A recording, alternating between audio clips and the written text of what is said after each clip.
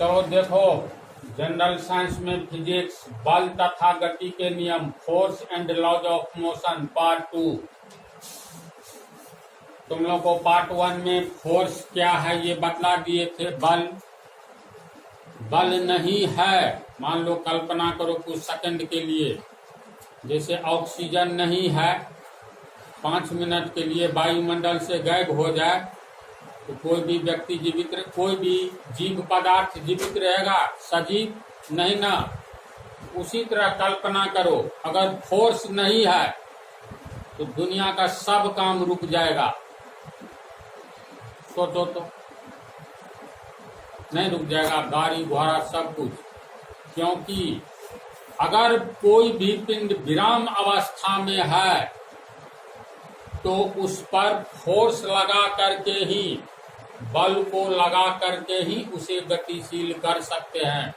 अन्यथा यहाँ से अमेरिका पैदल जाओ, प्लेन से जाओगे, उसमें भी कोई न कोई फोर्स काम कर रहा होगा जो प्लेन को आगे भेज, प्लेन जैसे मशीन को आगे की ओर भेज रहा है। जी, रेल इंजन का आविष्कार जब हुआ तो उस समय भाप वाला पहले इंजन का आविष्कार किया। किसने किया था बोलो तो?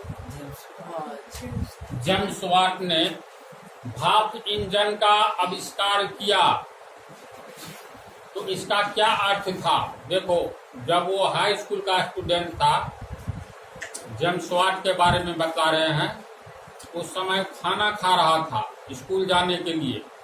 उसकी माँ बोली, चावल होने में कुछ टाइम है, 5 मिनट तू बैठो। तो खाने के लिए वो बैठ गया। देख रहा है जो बर्तन चढ़ा हुआ था भात वाला, वो ढक्कन से ढका हुआ था। इसमें वेपर जो बनता था, यानी वाष्प जो बन रहा था, तो वो ढक्कन नहीं कूदता रहता है। तो देखा ढक्कन कूद रहा है, उसके दिमाग में तुरंत बात आ गई। थोड़ा सा भाप जब 200-250 ग्राम के ढक्कन को ऊपर की ओर फोर्स लगा करके ठेल सकता है, तो बहुत विशाल मात्रा में अगर भाप को एक जगह जमा किया जाए, ये बंद सिस्टम में, जैसे मान लो ये बर्तन में ढक्कन है, तो बर्तन के भीतर में खाना बनने के समय जो भाप वेपर तैयार हो रहा है, वही वेपर ने ये बर्तन के ऊपरी भाग को, ढक्कन को हिला रहा है, कूदका रहा है। तो वो सोचा भाप में एक प्रकार का फोर्स है। जब भाप वेपर में, इसका मतलब एक प्रकार का फोर्स है जो कि फोर्स लगाकर ढक्कन को ऊपर की ओर ठेल देता है, और ये भी थोड़ा ही वेपर में। तो विशाल मात्रा में अगर वेपर को जमा किया जाए, वेपर मतलब वाष्प, जलवाष्प, विशाल मात्रा में जमा किया जाए, और तब उसमें कितना फोर्स होगा, ये तो बहुत बड़े बड़े पिंड को आगे की ओर ठेल देगा। ये बात उसके दिमाग में आई और ये भाप इंजन का आविष्कार कर दिया। भाप से चलने वाला इंजन। तो सिंपल सी बात है, समझ जाओगे कैसे चलता है। अब तो नहीं चल रहा है कहीं, सब जगह डीजल हो गया। इसके बाद इलेक्ट्रिक ट्रेन है ना। अब जैसे इसको ऐसे दिमाग में लो ना, कुकर में जो सीटी देता है, तो कब सीटी देता है? खाना मान लो चढ़ाए, गैस जला करके कुकर चढ़ा दो, और सिर्फ इसमें पानी भी तू दे करके देख लो, कुछ जगह खाली होना चाहिए। क्यों? कुकर के भीतर इसलिए खाली होना चाहिए, वो गैस के जलने पर उसका एनर्जी कुकर के पेंडी को गर्म करेगा ना जी। उसका पेंडी गर्म होगा तो ये उष्मा ग्रहण करके उस पेंडी के तल पर, कुकर के भीतर जो पानी रखा हुआ है, ये उष्मा ऊर्जा को ग्रहण करके गर्म होगा। गर्म होगा तो उसका तापक्रम 100 डिग्री सेल्सियस तक जाएगा। तो पानी का क्वथनांक कितना होता है? 100 डिग्री सेल्सियस। यानी 100 डिग्री सेल्सियस पर जब ये कुकर के भीतर पानी का तापमान जाएगा तो ये भाप में बदलने लगेगा, पानी जलवाष्प में। और सब ओर से तो बंद है, ऊपर से सीटी भी भारी है, छिद्र तो है, लेकिन सीटी भारी है तो थोड़ा भाप इसको कुछ नहीं कर सकता है। और ये लगातार उष्मा ऊर्जा उसके पेंडी को दिया जा रहा है। कुकर के पेंदी को, और पानी लगातार ये जलवाष्प में बदल रहा है खोल करके, तो धीरे धीरे जलवाष्प की मात्रा जब कुकर के भीतर बढ़ने लगती है, उसमें तो एक तरह की ताकत है ना। तो इसमें एक प्रकार का फोर्स है। ये कुकर के भीतर, कुकर के वक्र पृष्ठीय क्षेत्रफल यानी भीतरी वाला भाग के एक एक पॉइंट पर फोर्स लगा रहा है, लेकिन कुकर का दीवार बहुत मोटा है ना, जिसके चलते वो इसको नहीं तोड़ सकता है। तो ये लूज पोर्शन खोजेगा। लूज पोर्शन मतलब ढीला भाग, जिसको ये तोड़ सके। ढीला भाग क्या, ऊपर में छिद्र है जो एक सीटी से ढका हुआ है। सीटी जब ये इसका प्रेशर यानी ये वेपर जो कुकर के भीतर में है, ये भारी मात्रा में ये जब जमा हो जाएगी, तो अत्यधिक दबाव के चलते, एक प्रकार के फोर्स के चलते ये कुकर को ब्रस्ट कर देगा, या उस सीटी में जो है ये ऊपर की ओर सीटी को अत्यधिक दबाव बढ़ जाने के कारण जितना वेपर है भीतर में, उसका प्रेशर बहुत बढ़ गया, तो ये किसी छिद्र होकर के निकलना चाहेगा, उसी छिद्र होकर के निकलेगा, सीटी उठ करके सीटी देने लगेगा। यानी उस भाप में भी बहुत शक्ति है। तो कुकर जिस समय सीटी दे रहा होता है, उस समय सलाई की तिल्ली जला करके ले जाओ तो तुरंत बुझ जाएगी। इसका मतलब अभी सलाई की तिल्ली जल रही है, इसको ऐसे कर देंगे तो हवा के झोंके इसको बुता देती है। तो इसी से भाप इंजन का आविष्कार होने के बाद पूरे भाप को, जैसे रेलगाड़ी में मान लो भाप इंजन में क्या व्यवस्था थी, तू लोग देखा है ये भाप इंजन, कोयला झोंका जाता था, समझा। अब तो बीते जमाने की बात हो गई। इसके ऊपर में पानी रहता था बंद सिस्टम में, इससे एक तो पाइप ऊपरी भाग से पाइप निकलता था, ऊपरी भाग से पाइप निकलता था। मान लो यहाँ पर एक बंद सिस्टम में कोयला झोंका जा रहा है इंजन के भीतर, मान लो इसमें जो है पानी है यहाँ तक, तो यहाँ तक पानी है। ये पानी जब गर्म होगा तो भाप बनेगा, भारी मात्रा में उसमें ये कोयला झोंका जाता है, समझो ना। मतलब 1 घंटा में टन के हिसाब से 1000 कुंटल से ऊपर कोयला झोंक दिया जाता है। इसका मतलब भारी मात्रा में उसमें ऊर्जा निकलेगी और भारी मात्रा में पानी रहता है, मतलब बहुत विशाल मात्रा में। और ये पानी जब गर्म होगा, बंद सिस्टम में है, इसमें एक जस्ट पाइप निकाल दिया गया है, समझा। तो ये भाल्व कुकर का सीटी कब उठता है, जब भाप बहुत अधिक हो जाता है वेपर, तो ये वेपर बहुत जल्दी इतना तैयार हो जाता है कि ये भाल्व को उठाकर ये बहुत तेज गति से निकलता है। यहाँ पर मान लो चक्का है,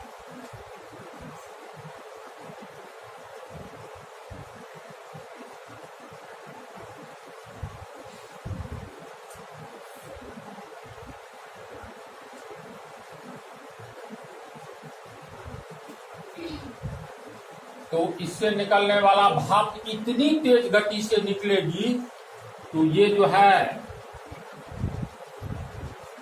यहाँ पर जो तेज गति से निकलेगी, तो इस पर फोर्स लगाएगा। ये घिरनी यानी चक्का है, ये चक्का घूमेगा, बोलो घूमेगा तो गाड़ी चलेगी। हम काफी संक्षेप में बतला दिए हैं। तो ये बल के प्रयोग से, फोर्स सिंपल चीज नहीं है। किसी भी पिंड को विराम अवस्था से अगर गतिशील अवस्था में लाना है तो भगवान नहीं ला देगा, फोर्स लाएगा। उस पर फोर्स लगाओ तभी ये गतिशील होगा। अगर कोई पिंड गतिशील है तो उसे विराम अवस्था में लाने के लिए किसी भी कीमत पर उसमें फोर्स लगाया जाएगा। कोई गतिशील पिंड है, हम लोग मान लो एक गेंद को लुढ़का दे तो बल लगा दिए, गेंद लुढ़क गया, तो उस गेंद को हमेशा गतिशील अवस्था में रहना चाहिए, लेकिन नहीं रह पाता है। क्यों? क्योंकि यह लुढ़कते हुए गेंद जिस सतह से होकर गुजरता है उस सतह के द्वारा गेंद के लुढ़कने की दिशा के विपरीत में एक बल लगाया जाता है, जिसे हम लोग फ्रिक्शन फोर्स, विरोधी बल, घर्षण बल, तीनों नाम है, इंग्लिश है फ्रिक्शन फोर्स, तो इसको घर्षण बल कहते हैं। और यही घर्षण बल किसी सतह पर गतिशील पिंड की दिशा के विरोध में लगती है और उस गतिशील पिंड की गति को धीरे धीरे कम करती जाती है और एक निश्चित समय के बाद वह गतिशील पिंड रुक जाता है। कल्पना करो अगर विरोधी बल नहीं काम करे तो इसका अर्थ ये हुआ किसी पिंड को हम गतिशील कर देंगे एक बार, अब ये अनंत काल तक के लिए गतिशील अवस्था में रहेगा कि नहीं रहेगा? जब इसको रोकने वाला कोई विरोधी बल नहीं हो तो रहेगा न जी। तो इसके आगे एक चैप्टर है, इसमें तो लोग जैसे बहुत देखो इतना इंटरेस्टेड चैप्टर सब हम बतलाने जा रहे हैं, ग्रेविटेशन। उसको जब बतलाएंगे तब पता चलेगा। जैसे ये पृथ्वी है, ध्यान से देखो, साइंस 100% समझने वाला टॉपिक होता है। जहां पर नहीं समझता है विद्यार्थी, इसका मतलब टीचर वो ढंग का नहीं है समझाने वाला। तुम लोग को कोई प्रॉब्लम हो तो बोलना। अभी तक समझ रहा है? मान लो ये हमारी पृथ्वी है, ये ग्रेविटेशन में हम पढ़ाएंगे लेकिन समझ जाओगे अभी। तो पृथ्वी एक चुंबक है जिसकी खोज न्यूटन ने की थी, बतलाएंगे ये इसी चैप्टर में बतलाएंगे। ये लॉज ऑफ मोशन जो है ना, गति का नियम, फिलहाल संक्षेप में समझ लो। ये पृथ्वी की अपनी एक चुंबकीय शक्ति होती है, जिस चुंबकीय शक्ति के कारण हमारी पृथ्वी किसी भी पिंड को अपने केंद्र की ओर आकर्षित कर लेती है। कहोगे ये केंद्र क्या चीज हो गया? तो पृथ्वी तुम लोगों को मालूम है ना, लगभग ये गोल है, गोला। तो किसी भी गोले का मेंसुरेशन में संभवतः बतला दिए हैं, किसी भी गोले का केंद्र होता है। तो अगर हमारी ये पृथ्वी है तो इसके मिडिल में, यानी हम लोग जिस सतह पर रहते हैं उस सतह से इसको, ये गोला है तो इसका मान लो ये सी केंद्र है, ये पृथ्वी का सतह है। तो चूंकि ये गोला है तो ये सी ए त्रिज्या हो गया, रेडियस। बोलो, गोला याद है जी तुम लोगों को? ये भी रेडियस हो गया, यानी इस तरह अनंत रेडियस है। तो पृथ्वी के सतह से पृथ्वी का जो एक गोला के समान है, इस गोले का केंद्र यानी पृथ्वी का केंद्र कहीं न कहीं होगा। तो मान लो ये सी है, तब सवाल उठता है पृथ्वी के सतह से ये पृथ्वी का केंद्र कितना दूर है? तो 6400 किलोमीटर। समझ गया? पृथ्वी का ये केंद्र ये किस चीज का बना है? खरबों खरब टन वजन है पृथ्वी के केंद्र का। पृथ्वी का 3 भाग होता है। अभी ये सब तुम लोग को ज्योग्राफी में, फिजिकल ज्योग्राफी में बतलाएंगे। पृथ्वी का 3 भाग होता है, जैसे आम का 3 भाग होता है। बोलो कौन कौन? छिलका, जिसको हम लोग छील करके फेंक देते हैं। तब होता है गुद्दा, बीच में होता है आँठी, जिसकी रोपाई करने पर ये निकलता है पौधा। तो पृथ्वी का ये छिलका है, जिस छिलके पर पृथ्वी के चारों ओर ये हमारी बस्ती बची हुई है। पर्वत है, नदी है, नाले हैं और 71% जल है। ये सब किस चीज पर है? पृथ्वी के सबसे बाह्य परत पर, अर्थात छिलके पर। इसका नाम है भू प्रॉपर्टी। सब नहीं, फिर भी हल्का तेज गति से बतला देते हैं। छिलका और आँठी के बीच गुद्दा होता है, तो ये गुद्दा का नाम है सियाल। समझा? सियाल, SI, सिलिकॉन और एल्युमिनियम से बना हुआ। एल्युमिनियम का ही तार जो प्रयोग किया जाता है भारी मात्रा में पूरे इंडिया नहीं वर्ल्ड में बिजली के लिए। क्यों? ये तो खरबों खरब टन है पृथ्वी में, इसलिए सस्ता है। जो बहुत उपलब्ध रहता है सस्ता रहता है। अंतिम ये तो पहला भाग हो गया तुमको, इसको अंग्रेजी में कहा जाता है करस। सब ये पहला भाग छिलके के समान पतला होता है। बीच वाला भाग को कहा जाता है, ये हो गया तुमको आंठिया, ये हो गया बीच वाला भाग, इसका नाम है सियाल, ये इसका नाम है करोड। ये करोड किस चीज का बना है? ये निफ्फे, याद रखना, निफ्फे, नी से हो गया निकेल, समझा। अब फे से हो गया फेरियम। याद करो, केमिस्ट्री तुम लोगों को पूरा 53 पाठ देश में धज्जी उड़ा करके पढ़ा दिए हैं। बोलो जल्दी बोलो, फेरियम का सूत्र Fe। इसको इंडिया में आयरन कहा जाता है, बहुत जगह कहा जाता है फेरियम यानी आयरन। तो ये हो गया Fe और निकेल हो गया Ni। तो निफ्फे याद रहेगा ना। तो ये पिघली हुई अवस्था में है, पृथ्वी का केंद्रीय भाग इसे कहा जाता है, जिसका नाम है करोड। ये निकेल और फेरियम अर्थात लोहे का बना हुआ है, और इतनी ज्यादा उष्मा यहाँ पर है केंद्रीय भाग में, जिसके कारण ये लोहा और निकेल पिघली हुई अवस्था में है। तुम ही लोग बतलाओ, लोहा कितने डिग्री सेल्सियस पर पिघल जाता है? 1535 डिग्री सेल्सियस लिखाए थे ना। हाँ, 2750 डिग्री पर पिघला हुआ लोहा वाष्प बनने लगता है। तो सुनो, ये फेरियम जो है पिघली हुई अवस्था में, इसका मतलब निश्चित तौर पर 1535 डिग्री सेल्सियस से ऊपर का तापमान इसमें होगा। इससे वाष्प भी निकलता है। तो ये वाष्प सब कहाँ जाता है? तो थोड़ा सा इंटरेस्ट ले लो ज्योग्राफी में। ये कुकर नहीं ना है जो सिक्की देगा।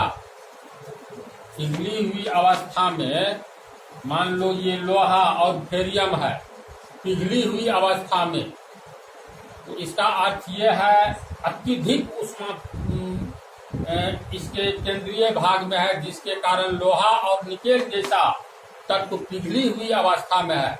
नहीं तो लोहा तो ठोस रूप में पाया जाता है जी। तो ये जो वाष्प इसका बनता है, क्योंकि ये अर्थ है पृथ्वी, कितना टन भारी है तो कल्पना से बाहर की बात है। एक ट्रेली मिट्टी, एक ट्रैक्टर मिट्टी कम से कम रखो कितना 200 कुंटल 300 कुंटल होता होगा। ये तो हमारी पृथ्वी है। तो खैर इसकी गर्म अवस्था अत्यधिक टेम्परेचर के चलते लोहा और निकेल से निकलने वाला वाष्प छिद्र बना करके कहीं कहीं निकलना चाहता है। ये तो पृथ्वी तो ब्रस्ट नहीं करेगा कुकर की तरह। तो ये जो है लूज पोर्शन से होते होते एक समय आएगा जो इतना भयंकर बन जाता है, किसी लूज पोर्शन को छोड़ते हुए ये निकलता है और ये पोर्शन हिल जाता है। हम लोग कहते हैं भूकंप आ गया, अर्थक्वेक।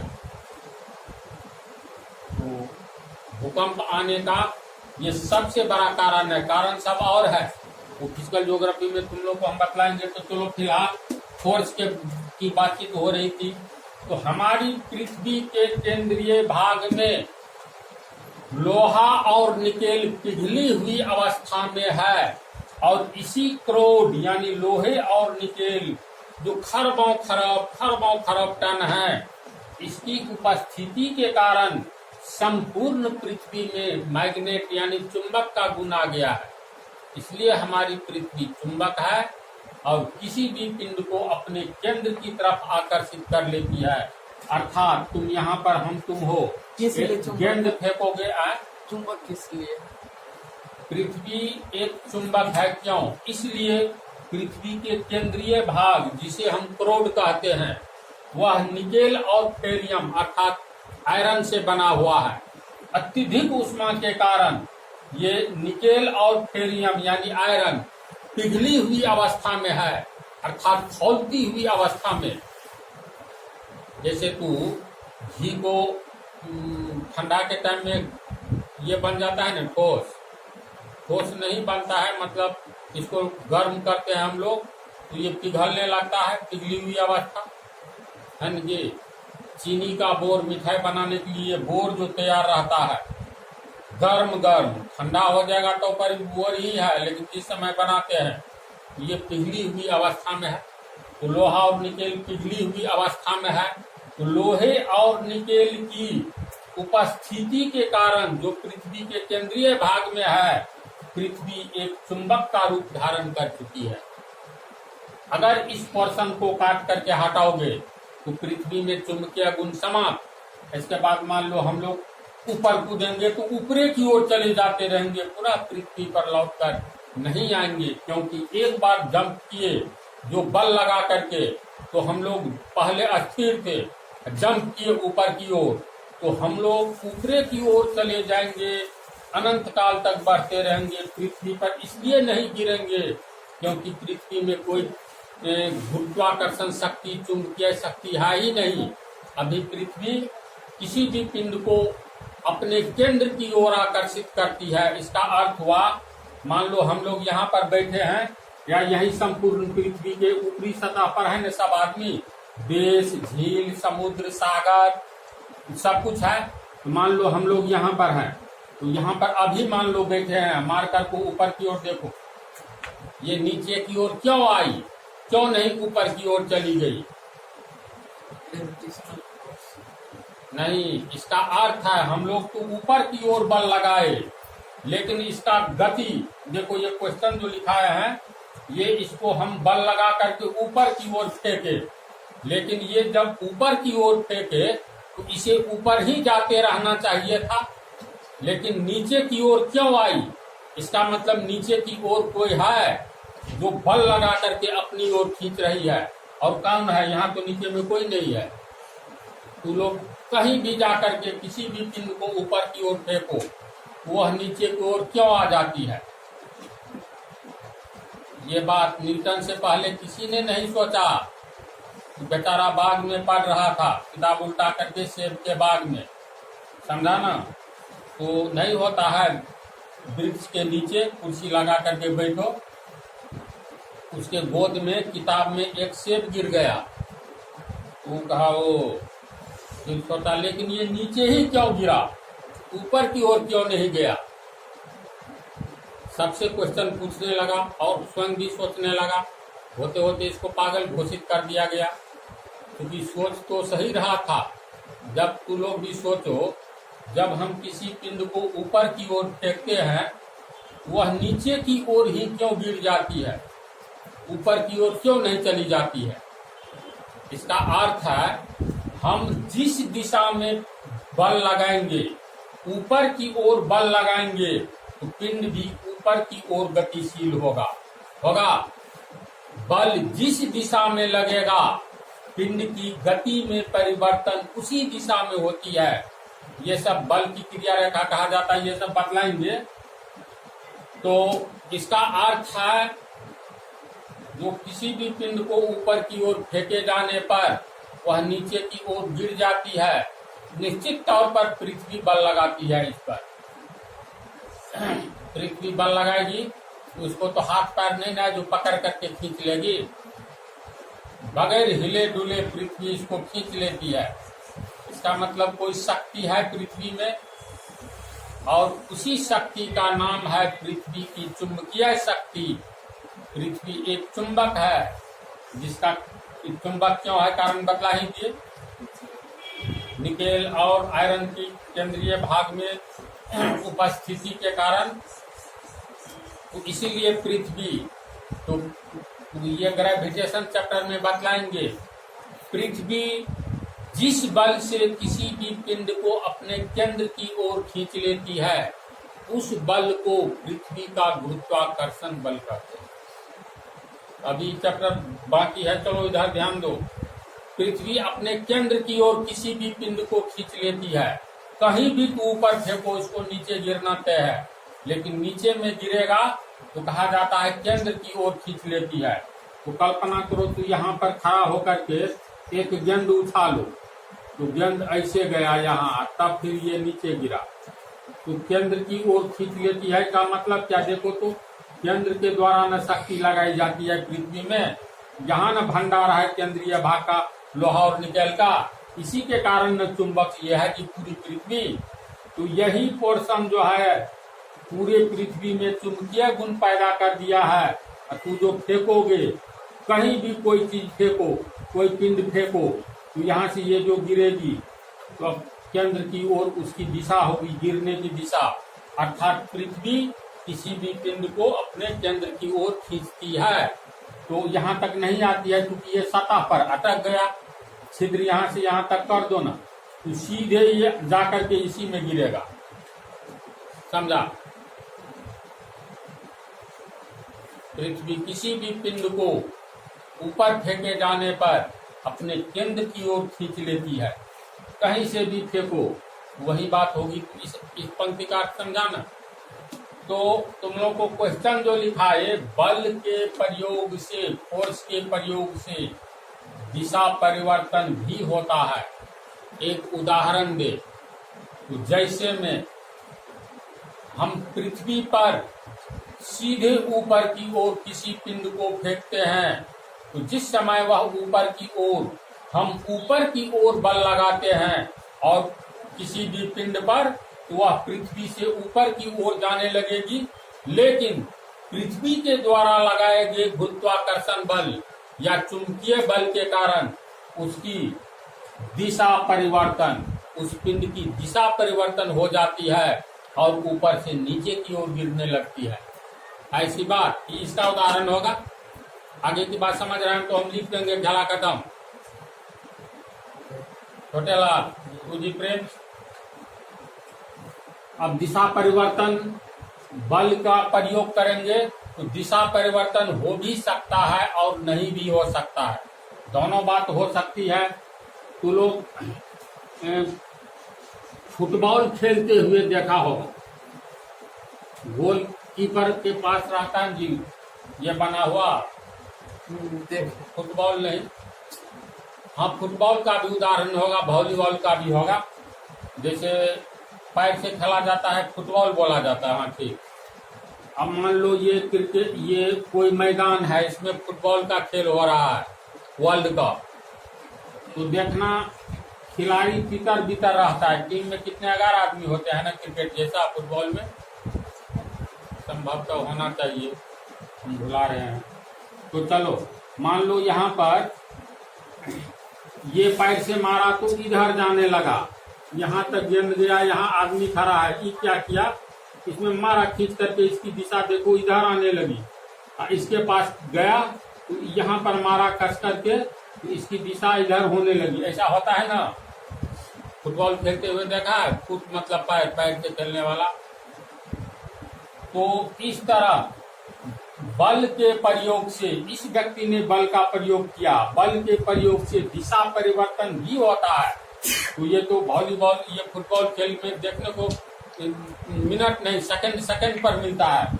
यहाँ मारा पैर से तो इस दिशा में गया, अब यहाँ पर ये आदमी खड़ा है, यहाँ पर मारा तो इसकी दिशा अचानक परिवर्तित हो गई, दिशा परिवर्तन, यहाँ गया तो फिर दिशा परिवर्तन। तो इसका मतलब फोर्स के प्रयोग से दिशा परिवर्तन होता है। पृथ्वी का भी उदाहरण हो गया है ना। तो तू लोग एक उदाहरण दे, अपने से लिख लेगा कि लिख दे, चलो लिखो लिखो तेजी से लिखो।